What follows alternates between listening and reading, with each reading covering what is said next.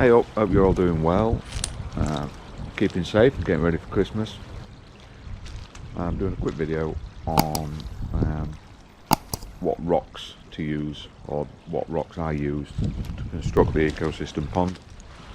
I've got my helper with me today. She's keeping an eye on me, making sure I don't waffle too much, but I'm not sure if it's working. It's a question I had difficulty when I decided to build the pond, is finding the right rocks, or the rocks that I wanted. My first pond that I built, I mentioned it briefly in the last video. I used, I think they call them Gabion baskets or Gabion baskets. So the wire mesh baskets that you see filled with rocks, often used to barricade areas. They were relatively cheap per ton, not huge in size, and they seemed to fit the requirements that I was after at that time. Obviously, when I decided to increase the size of the pond, I needed larger rocks. On a budget, of course, it was about choosing the right rocks, trying to trawl the internet to find out what people use in general, and there was no generic answer, but this is what I came up with. So I just thought I would show you the rocks that I used. I know it's obvious, you can see them, but I'm going to explain what they are, and I'm going to put links to where I got them. I believe they do deliver throughout the UK. I found them exceptional. I had 3 deliveries off them in total. Different stages, I realised I needed more and more, and I'm really pleased with how they came out. The delivery was awesome. So yep, stop waffling, get on with it. Right at the bottom of the pond, you can't see, the majority are a rock called sage, rustic sage. They were from the Kelkoo rockery range. They're all in the Kelkoo rockery. So that's your first starting point. If you Google Kelkoo rockery, again, I'll put a description in, but you should come across them. And they were a buff green colour, and they are slate. They were the cheaper ones that I could find. They averaged 70 pieces per ton, and I found it was always slightly over that. They overfilled, which is good. The majority were over a foot long, half a foot wide, if you like. Very similar to these ones, but they were much deeper. No, they weren't much deeper. They were deeper, but I've specifically chose these little ones for sitting on. But so yeah, they were the cheaper ones. I've used those in the base construction.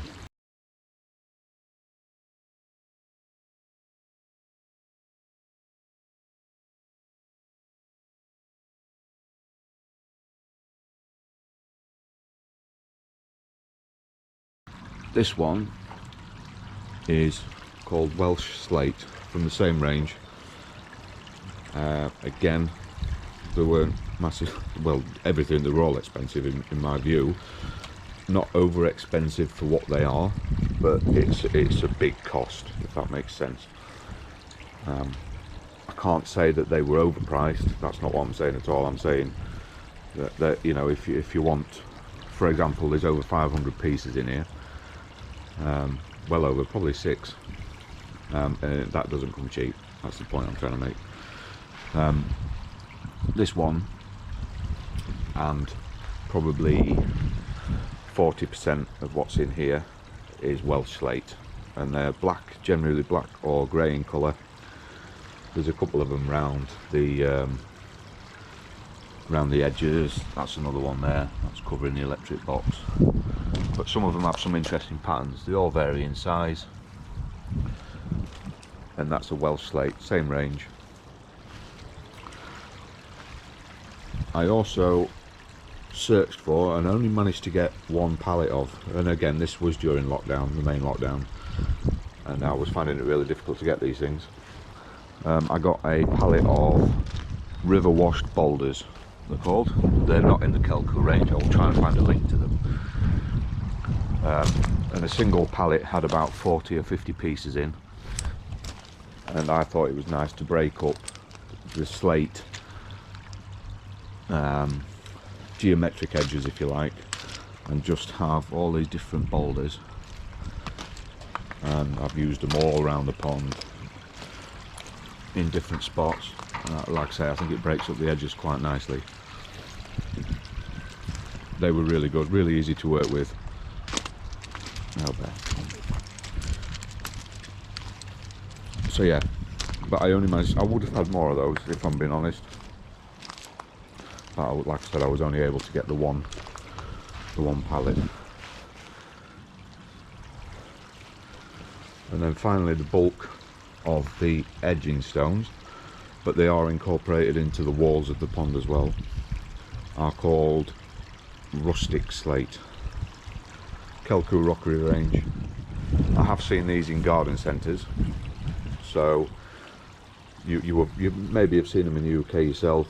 You would go, they have the large baskets of them. You can pick 2 of the rocks out for 2 for 15 quid, that kind of thing.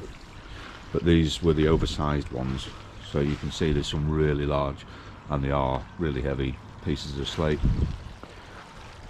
But the look when they're wet differs from when they're dry, and I think they're a really interesting shape and colour, and I think they just add to the effect. And with the rustic slate, they also do what they call minis.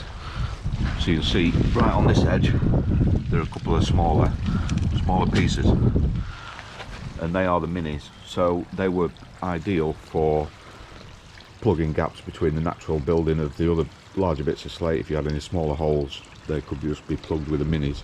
You can see I've got them dotted around just to try to make it look a little bit more natural. But again, yeah, there's some small minis there and in that corner there. But I think they really add to the look.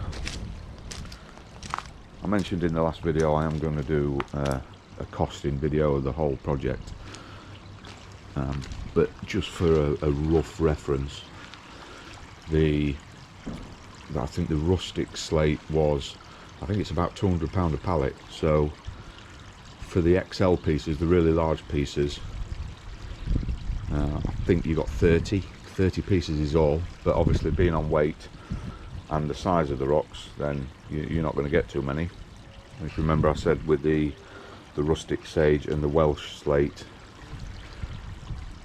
it was 70 pieces a pallet. So yeah, a rough guide. I think the rustic sage and the Welsh slate, I think they averaged about £170, so £50 a pallet difference. That's why I used the majority of the cheaper ones in the bottom. The boulders, I think they were £200 a pallet as well.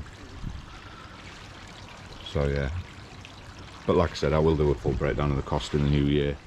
One thing to mention as well was, while searching for the correct rocks, there are certain types of stone and rock that they don't advise using in ponds.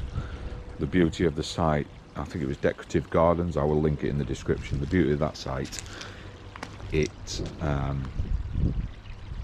the description for each rock, it told you if it was fish safe. So that was a big plus for me. You could look through, if you saw something you liked the look of, it told you there and then if it was safe for ponds or water features, and that for me, that was good. It takes all the guesswork out of whether you're going to put something in the pond that's going to have adverse effects on your water or your fish. I found the slate in particular really easy to work with for the waterfall. Lots of large pieces with lots of flat edges, and negative edges as well, so you can create the waterfall quite easily.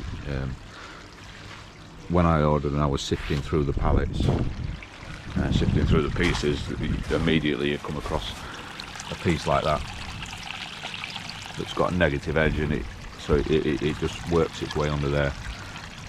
Perfect for a waterfall. And again, lots of flat pieces, really easy to work with, really heavy. I've said in another video, there is at least 7 ton of rock in here. It's hard graft, but I think it's worth it. I like the look. It varies from wet to dry, which gives your pond a different look throughout the seasons. So yeah, big advocate for the slate. So a massive thank you to all my new subscribers and definitely the old subscribers. Subscriber base is growing daily, which is awesome. Anything you want to see in particular, anything I haven't covered, just drop in the comments. I always reply to the comments. So thank you very much. Stay safe for Christmas. Next video will be coming after Christmas now. It'll be the monthly update. Thanks very much for your support. Have a great Christmas and everybody stay safe. Thanks.